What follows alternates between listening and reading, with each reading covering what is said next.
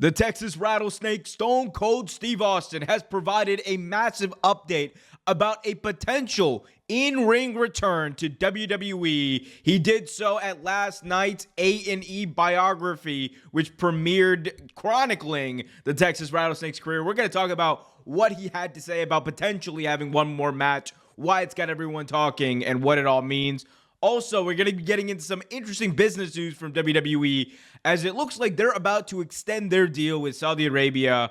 We're going to take a listen to what TKO president Mark Shapiro had to say about that and some other really interesting tidbits about how WWE is looking to produce and monetize shows moving forward. All that, much more coming up right here in this video. So be sure to smash that like button, subscribe, and hit that notification bell. All right, let's get to the first order of business. So last night, A&E premiered Stone Cold Steve Austin's WWE biography, and he was asked point blank about a potential in-ring return, to which he said the following: "I walked away, I'm happy with what I did," and then he would go on to say, "There are people who have done more and lasted more, but I've had a good career, and I'm happy with it. I have nothing to prove to anyone." Poignant but very quick words by the Texas Rattlesnake Stone Cold Steve Austin, someone who many believe to be arguably the biggest superstar in WWE history. That aside, one thing we can all agree on is that he is a massive deal, and the question has popped up for a while here about Stone Cold potentially returning. He did the run-in with Kevin Owens 2 years ago at Mania. It got people thinking, well, maybe he's got another one left in him. He looked great then, and, he wrestled a match. It was not just, a gimmick match. It wasn't just a brawl. It was a match. He took bumps on concrete at, nearly 60 years old. The man he looked as good as ever. But I think what Stone Cold said there, and one thing that really was a big takeaway from his biography, and if you really listen to what Stone Cold had to say over the years, every match he does, everything he does in wrestling, he does so meticulously and with intent.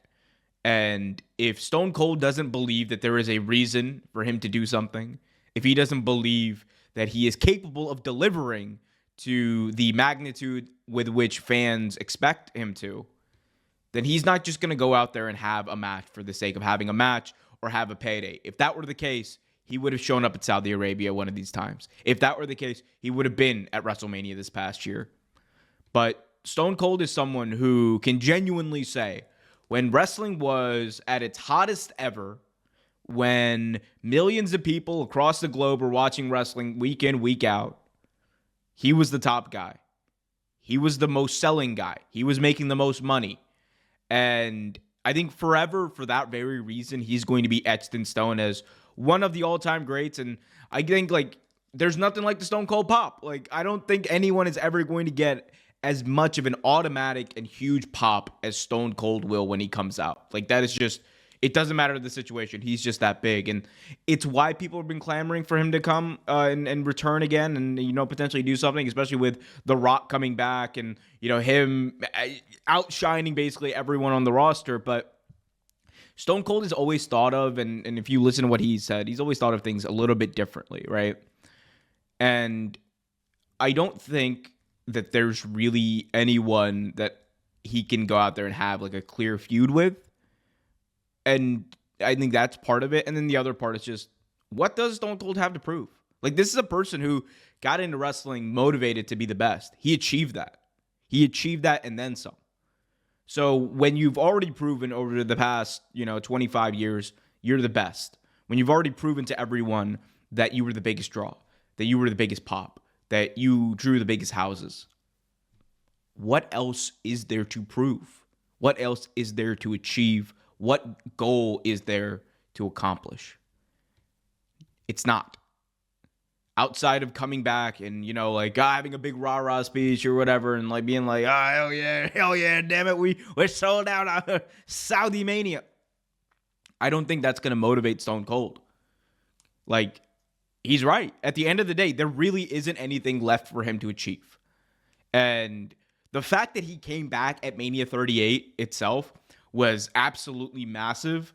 And it's something that people who watch that event can look back on with great fondness and just revel in what was likely Stone Cold's last match. I think he was pretty honest, or he was pretty, it was interesting how he didn't explicitly say no. He basically said everything but no. And there's always a little bit of pro wrestlers that always want to keep that door open, always want to, keep that potential for a comeback, because you never know what's going to happen. Goals could change, minds could change, money could change, all that stuff. But at the end of the day, I don't see Stone Cold coming back. I think there's like a 1% chance that he would consider doing it. And I think that's part of leaving the door open. But, the older he gets, the farther away from wrestling he gets, I think just the less of a priority it's going to be. And look, again, someone who's accomplished everything there is to accomplish in this business. What more could you want or expect from him? So that's Stone Cold. Hopefully we'll see him around at least at some point in the near future. But I'm interested to hear what you guys thought about it. What did you think about the biography? What did you guys think about what he had to say? Let me know in the comment section. As we move on to our final topic of the day, or two of our final topics, WWE extending potentially their relationship with Saudi Arabia. So on a recent investors call, TKO president Mark Shapiro highlighted WWE's current deal with Saudi Arabia and actually expounded on that a little bit when he was talking about the potential for extending that deal, and also some interesting tidbits again about Raw and WWE programming moving forward. Let's just take a listen to what he had to say and we'll break it down. So you've seen us monetize site fees with the likes of Saudi Arabia for WWE. You can look for us to expand our current deal in the next 6 to 12 months. Very happy with MBS and the partnership we have there. We have 2 events a year, but we're already in discussions. Nick Khan is leading that for us in expanding that to more events. We also have a phenomenal deal in Abu Dhabi with the UFC, where we're getting significant site fees and incentive packages there. And we've now expanded our partnership with them for other affiliate events, if you will, in the Middle East that they would participate in as we sell them to different countries. We've now expanded our Saudi Arabia relationship by not just having a UFC fight this June, but announcing for almost double the rights fee another event next year. And I would tell you, David, we would be doing a longer-term deal with Saudi Arabia if we already had one event under our belt. So that's another way of saying, as long as everything goes well in June, which we anticipate, I think Dana White would be very amenable to doing a much longer-term deal in Saudi Arabia. On top of that, we're getting site fees in for our pay-per-views in the UFC, significant, by the way, here in the U.S. and internationally, but specifically here in the U.S., and we're going to start asking for those same incentive packages to bring Raw to town, to bring SmackDown to town, to bring our fight nights to town. So we just had a UFC fight night a week ago in St. Louis. We did the highest gross for a fight night in the history of the UFC in St. Louis. Highest ever. We're just talking just a regular card. I was actually there. Budweiser's our partner. That's their home.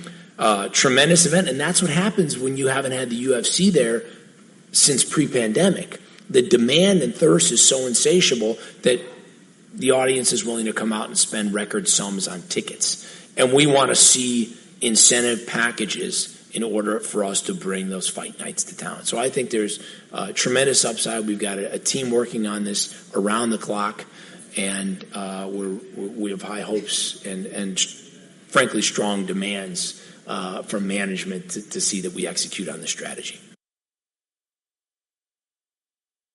So there you heard TKO president Mark Shapiro discuss the potential for expanding their deal with Saudi Arabia for WWE, and also the potential for both UFC and WWE events to actually bring incentive packages along with them. And we're going to talk about what that means in just a second. But let's start with the Saudi discussion first. So we have known that Saudi Arabia has been looking to expand their relationship with WWE. It is only natural that WWE would want to do the same. As it currently stands, they are in the middle of a 10-year deal they signed back in 2018. It was about $100 million per year. And as Mark Shapiro said, they are trying to expand that deal within the next few months. I think the general timeline is a year. Nick Khan is going to be handling those efforts, as he has really driven a lot of the relationship ever since Vince McMahon has left the company. So we have that, and I think all of the talk about the Royal Rumble and WrestleMania potentially coming to Saudi Arabia, all of that I think is going to be included with whatever this next deal is. I forgot the person's name, but the executive in charge for this for Saudi Arabia, the person who is in charge of the sports authority there, has already stated that they are looking towards 2026 and 2027 as far as bringing WrestleMania or Royal Rumble or that type of event to Saudi Arabia. This has always been a part of the Saudi Arabian government's Vision 2030, where they're trying to build up Riyadh, Jeddah, and other parts of the country as big tourist hubs. They are trying to follow, in many ways, the Dubai model of trying to bring foreign money in to try to boost tourism, boost the economy, and obviously, counteract the impact that long-term fossil fuel degradation will have on their economy, because over time, fossil fuels are going to become less and less of a priority in the global market. So they are protecting themselves in a few different ways by trying to bring tourism in, bring people in, and that's why they're acquired all these different entities as well. So we have that piece. I think look for those pieces to be announced at the same time. I think when we hear word of a WWE Saudi Arabia extension, I think we will also hear word about whether Royal Rumble or the WrestleMania event in the future is going to be coming there. I think that's just, it would make sense to combine those pieces as one.